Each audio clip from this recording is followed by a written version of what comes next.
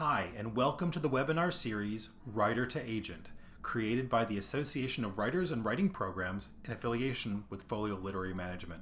We very much hope you enjoy our presentation. So today, we're going to be talking about our perspective of the craft of writing. So often, Jeff, I think that writers tend to think of agents just as salespeople, but really we have a lot to say about craft, and sometimes we can even be a writer's first editor. Specifically in this webinar, we'll be tackling the topics of genre, character, and your favorite, I know, voice. Very true. But I guess first of all, we should introduce ourselves. I'm Jeff Kleinman. I'm a literary agent here at Folio. I do book club fiction and narrative nonfiction and memoir, sometimes some prescriptive nonfiction as well. And I'm Erin Harris. I'm also an agent at Folio, and I work on literary and upmarket fiction, narrative nonfiction, and some young adult.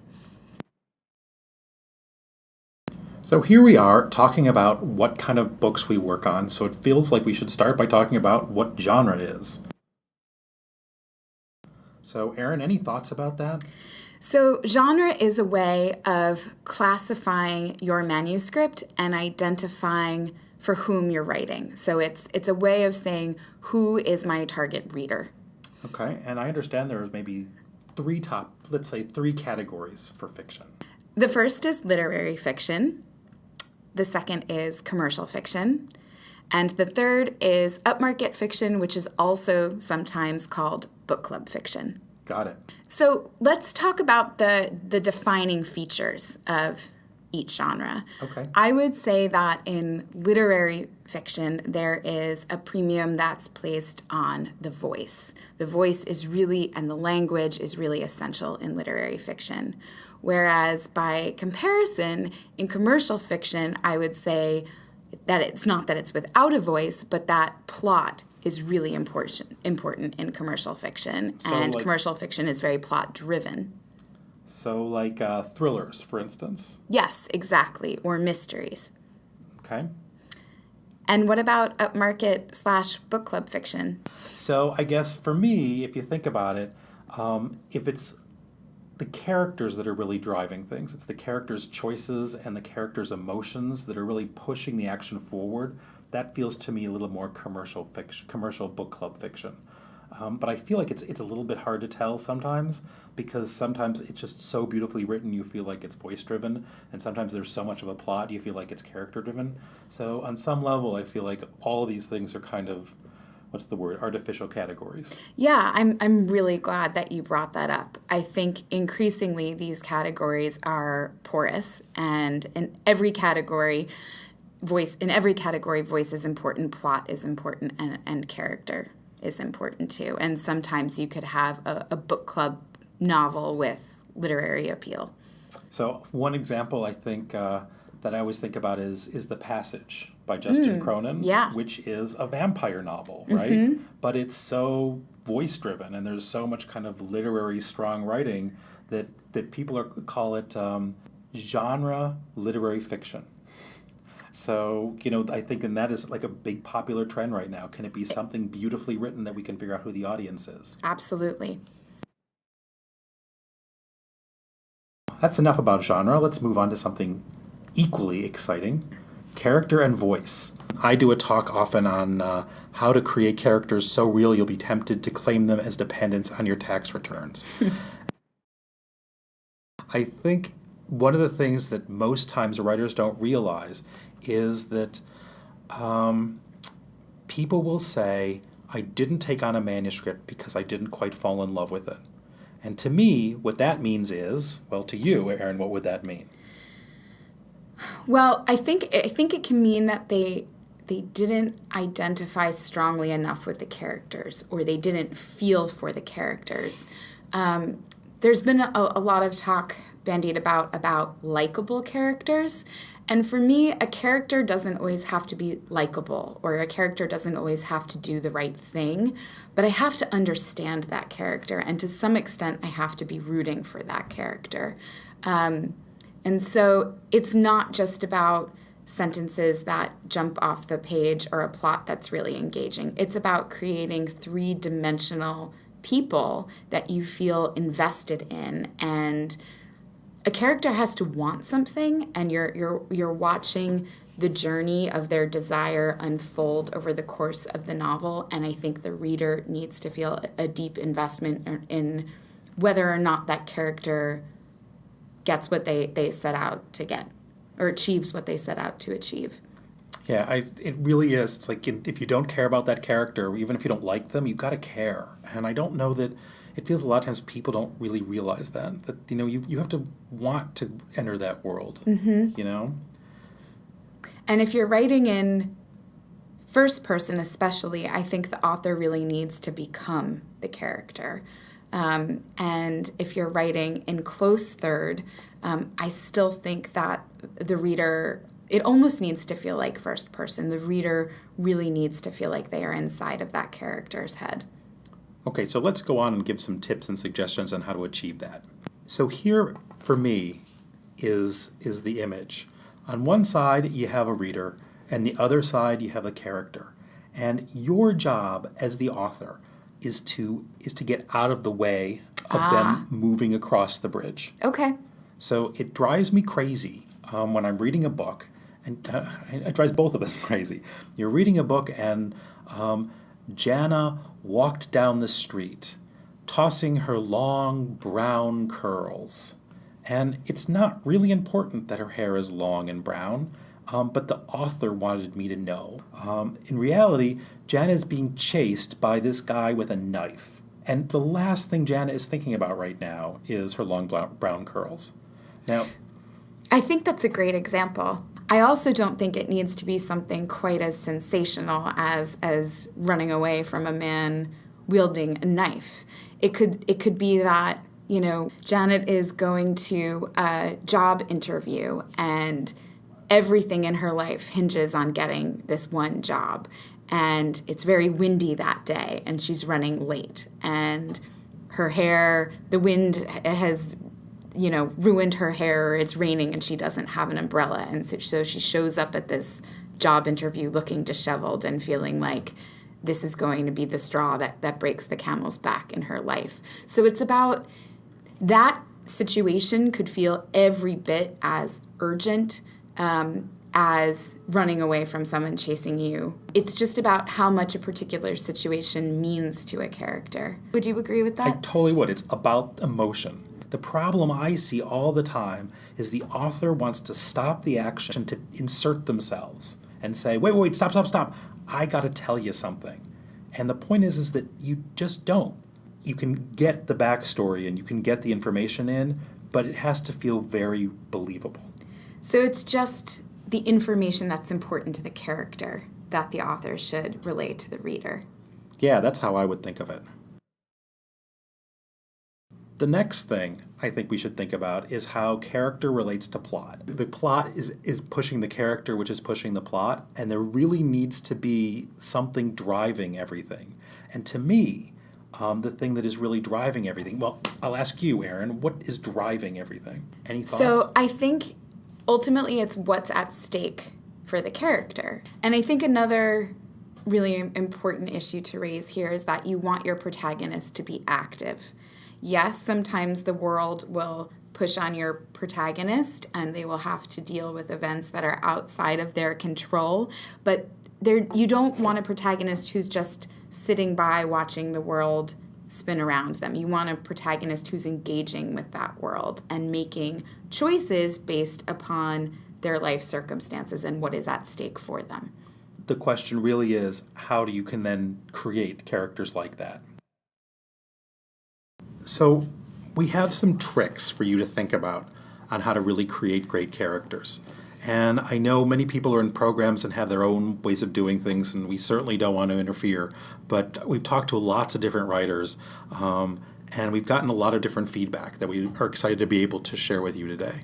So there's 4 we're going to be talking about: interviewing the character, punctuating the character, writing your fantasy, and writing moments of emotion.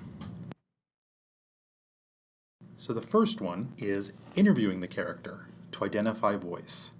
So here is this crazy technique that I heard about. This is Diane Chamberlain told me about this one, and if you know Diane Chamberlain's writing, she's written 70, 80 books, and each of them have very unique characters. And what she said was, interview your character. Like, sit down and interview them. And I thought, really? What is really desperately new about what she said? And what she did, which I thought was really cool, is she came up with these wacky questions. And I thought they were really helpful. You'll see them on the next slide. They are marshmallows burned or lightly toasted. So, do you like your marshmallows burned or lightly toasted, Erin? I like my marshmallows burned because when I was a kid, I grew up in a beach community, and we used to have bonfires every summer where we made s'mores, and so burnt marshmallows remind me of my childhood. So what Erin was doing by answering that question, she didn't just say burned. What she had to do was answer in a complete long sentence, and it's really important that you do this. Because the more you write and then more they ask questions, so reminding of your childhood. Erin, why is it important that you want to be reminded of your childhood? I don't know. I guess I'm nostalgic for an earlier era. I think childhood is a time that often people look back on fondly, though I suppose not everyone, but I had a very lovely childhood for the most part. Okay. There was something magical about summers at the beach. So you hear the kind of words that Erin was using. I was nostalgic. It was lovely. She has a really precise vocabulary. It's not like she's saying, yeah, it was really good. Like, that's a different character than this woman who uses the word lovely and era and nostalgic.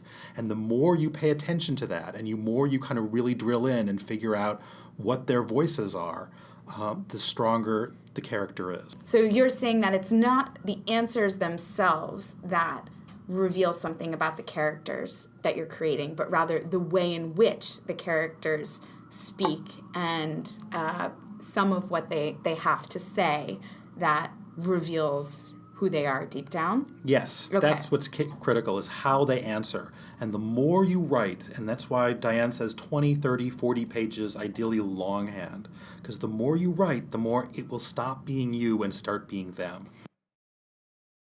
And so you're supposed to be writing in the character's voice. Correct. Just the way I just asked you. So, Right. Erin, marshmallows burned or lightly toasted. Clip on or pierced earrings, Erin. Well, I think they get the picture. Yes. And I'm happy to no longer be on the therapist's couch. But, I think it made Erin uncomfortable to have to ask those questions. You hear how she did those long run-on sentences? I felt a little vulnerable, yeah. And that's what you need. You need that vulnerability. You need that character really coming out. The second exercise that Jeff and I wanted to share with you is punctuating your character. In other words, using punctuation to define who your character is. So if you'll take a look at your character interviews, look at how your character speaks. Do they have a lot of questions? Do they speak in a very excited and enthusiastic manner? Are they very declarative? After you analyze the way in which your character talks, you should be able to hone in on a particular punctuation mark that seems to encapsulate their personality. And when you write dialogue in this character's voice, or if you're writing in close third, but you're capturing your character's thoughts, use this punctuation mark as a kind of guiding principle in terms of capturing the way your character speaks. Unless, I guess, it's exclamation points, because those are always tricky, huh? Yes. I mean, I don't think anyone wants an overabundance of exclamation points. And I think you bring up a good point, Jeff, which is that I think there's a limit to which you should take this advice literally. It's more of a general idea. Not every person speaks in the same kind of way. And when you're writing character, you want each of your characters to sound different. The third exercise we have is writing your fantasy character. So I went out drinking with a very famous thriller writer, and he confided to me. He's sort of a very buttoned-up British fellow, and he confided to me that one of his secret goals was to always be an American cowboy. And he'd written other books, but until he really realized that he wanted to be an American cowboy, the books didn't quite work. So an odd but crazy and I think effective exercise is actually writing about the character you always have fantasized about being. So just really think, do you always want it to be a kid on a roller coaster? Did you always really want to be a movie star? Whatever it is, maybe that character will be a way of tapping into who you can really write about to make your voice as authentic and believable as possible. If you're not excited about your characters, I don't think your reader can be excited about your characters. Good point. The last suggestion we have is write about your characters in moments of heightened emotion. So what does that mean? I went to a workshop once where the other writers got up in front of the class and they talked about moments of intense joy or intense embarrassment or sorrow. And the class had to write down exactly the words that the speaker used. And it was very interesting to see how it worked, because what became very clear is that for certain characters, they would use a lot of parallel structures. So for instance, for me, writing about a moment of joy, I remember saying something like, it was a beautiful autumn night. The grass was high around my feet. The grass brushed against the bottoms of the horse's belly as we rode up the hill. On every hill, an Italian villa looked out, and its lights glimmered. And so I was talking about this moment of where I just felt like this was the best moment of my whole life when I was 21. And you can hear in my sentence that I kind of use I echo the sentence. The sky is gray on every hill. So that kind of evocative emotion is something that I use when I'm talking about these moments of joy. So think about, is it possible to interview your character and figure out how that they would talk about something in a way that the strong emotion is conveyed in the actual language you use? The next subject we're going to tackle is dialogue. Dialogue should really only be used for 3 reasons: action, engagement, and persuasion. What you find that will happen is when dialogue is used for other reasons, it's not really used to advance the plot or advance the character or really show how the character is trying to persuade another character to come over their perspective. The dialogue reads really flat. It feels like it can totally be cut. It feels like it's not necessary. So that's one part. The other part of this is it really feels like a lot of times the same issues constantly occur when we read materials from first-time authors. And we want to talk about those because they're red flags to get to a deeper issue.